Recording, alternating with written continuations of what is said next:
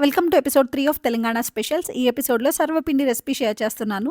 So, నాకు రాదిది. అత్తమ్మ గారు నేర్పించారనమాట ఈ రెసిపీ నాకు. సో, రెసిపీ విషయానికొస్తే ఒక మిక్సీ జార్‌లో పొట్టు ఒలిచిన వెల్లుల్లిపాయలు, పచ్చిమిర్చి, ఉప్పు, కారం ఇవన్నీ వేసి పేస్ట్ చేసి పక్కన పెట్టుకోవాలి. ఇప్పుడు ఒక బౌల్‌లో వేయించిన పల్లీలు, శనగపప్పు అండ్ కరివేపాకు, కొత్తిమీర, ఫైన్‌గా చాప్ చేసిన ఆనియన్స్ ఇవన్నీ వేసి మనం మిక్సీ చేసుకున్నాం కదా మిక్స్చర్, అది కూడా వేసేసి బియ్యపిండి వేసుకోవాలి. మనకి ఈ రెసిపీలో మెయిన్ ఇంగ్రీడియంట్ వచ్చేసి బియ్యపిండి అనమాట.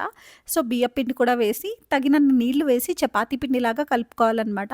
అలా కలుపుకుని పక్కన పెట్టేసుకోవాలి. ఇప్పుడు ఒక పాన్ తీసుకోవాలి. బేస్ కొంచెం థిక్‌గా ఉండే పాన్ తీసుకోండి. దానిలో ఆయిల్‌ని ఇలాగ మొత్తం అంతా పాన్ అంతా స్ప్రెడ్ చేసుకోవాలనమాట.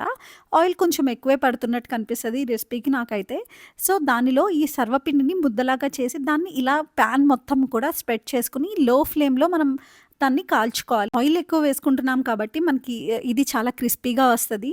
టేస్ట్ అయితే నాకు చాలా ఇష్టం. అత్తమ్మ గారు చేసినప్పుడే నాకు నచ్చుతది. నేను చేస్తే నాకు మంచిగా రాదనమాట. సో, మీరు కూడా ట్రై చేసి ఎలా వచ్చిందో నాతో కామెంట్ సెక్షన్‌లో చెప్పండి. అండ్ ఈ వీడియోకి ఇంతే. ఛానెల్‌ని సబ్స్క్రైబ్ చేయడం మాత్రం మర్చిపోకండి.